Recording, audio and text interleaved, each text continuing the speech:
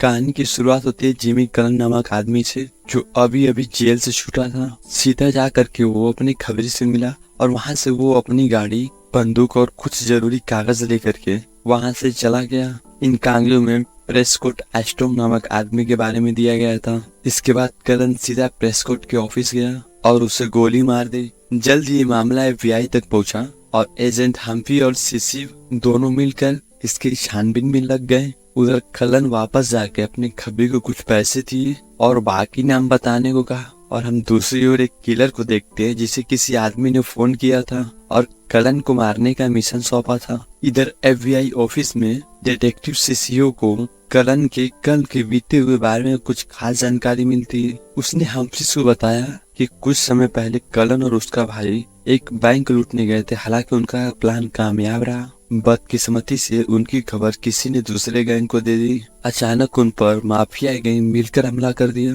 क्योंकि वह बैंक से लूटे हुए पैसों को हथियाना चाहते थे कलन और उसके भाई पे अत्याचार कर। लेकिन उसका भाई इतना जल्दी लूट का पता बताने के लिए राजी नहीं था। लेकिन कलन को अपने भाई की जान प्यारी थी। उसने गुंडों को पैसे का पता बता दिया। पैसों का पता मिलने के बाद भी 3 गैंगस्टर एस्कॉट, निक्सन और टाइसन मिलकर गैरी का गला काट डाला। उसके बाद उन्होंने कलन को भी गोली मार दी। डॉक्टर ने उन्हें मृत घोषित कर दिया। लेकिन इलाज के वक्त कलन के सिर में उन्होंने लोहे की चिप लगाई थी और शायद इसी वजह से उसकी जान बच गई। सीरो का मानना कलन बाकी गैंगस्टर से अपने भाई की मौत का बदला लेने आया है। इसी दौरान कलन अपने दूसरे टारगेट टाइसन के पास पहुंच गया। उस वक्त वो एक लड़की का अपहरण करके उससे जबरदस्ती करने की कोशिश कर रहा था। तभी कलन ने आते ही उसके सर में गोली मार दी। इधर किलर भी उसका पीछा करते हुए यहाँ तक आ चुका था। जैसे ही कलन ने वहाँ से निकला, किलर ने उससे मारने के लिए उस पर हमला कर दिया। अचानक दोनों तरफ से जम के गोलीबारी होने लगी। आखिरकार कलन वहाँ से किसी तरह बच निकला। उधर डिटेक्टिव हम्फ्री अपनी गर्लफ्रेंड से मिलने आया और उसकी गर्लफ्रेंड बहुत ज्यादा गुस्से में थी, क्योंकि हम्फ्री अपने बेटे को समय नहीं दे पाता था। रास्ते में उसे डिटेक्टिव सजीरो ने फोन करके केनेथ के कत्ल के बारे में खबर दी और तुरंत वहां पहुंचने को कहा। वहां पहुंचकर हम्फ्रीज को पता चला कि केनेथ कई लड़कों के साथ अश्लील हरकतें करके उनका वीडियो बनाया था।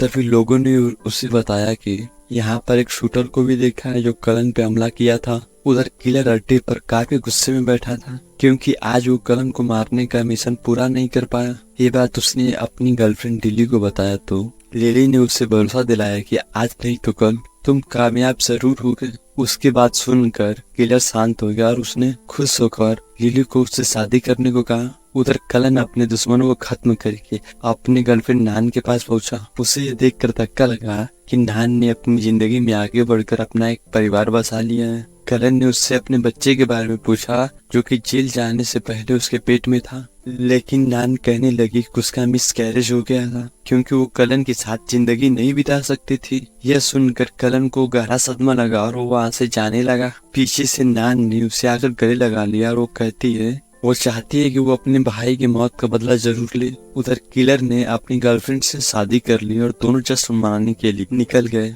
तब किलर ने उसे अपने दिल की बात बताते हुए कहता है कि मैं इस जुर्म की दुनिया को छोड़ करके एक आम जिंदगी जीना चाहता हूँ। उधर कलन अपने अगले दुश्मन निक्सॉन को मारने की तैयारी में लग जाता है और उसने निक्सॉन को क्लब में जाते हुए देखा और उसे याद आया कि कैसे निक्सॉन ने उसके भाई की गला रेत करके हत्या कर दी थी। और अब कलन भी उसके अंदर घुसकर बाथरूम में आ गया था। निक्सॉन उसकी तरफ देखते हुए कहता है कि उसको पता था कि कलन उसे ढूंढते हुए यहाँ तक जरूर आएगा। और निक्सॉन ने गार्ड को बाहर भेज दिया और खुद कलन के साथ दो हाथ करने का फैसला लिया। जल्दी दोनों में हाथापाई हो गई, लेकिन कलन ने उसके सीने में चाकू घोंप दिया और तुरंत वहां से भाग निकला। वहीं दूसरी ओर किलर जुर्म की दुनिया से निकलना चाहता था, लेकिन कलन को मारने का अधूरा मिशन उसे अंदर ही अंदर खाया जा रहा था और उसे रुका नहीं गया और यह मिशन पूरा करने का फैसला लिया। उसकी गर्लफ्रेंड को ये पता चल गया। उसने किलर को रोकने के लिए कोशिश की, लेकिन किलर ने उसकी एक न सुनी। वो मिशन पे निकल गया। सुबह किलर और डिटेक्टिव दोनों अपने काम पर निकल चुके।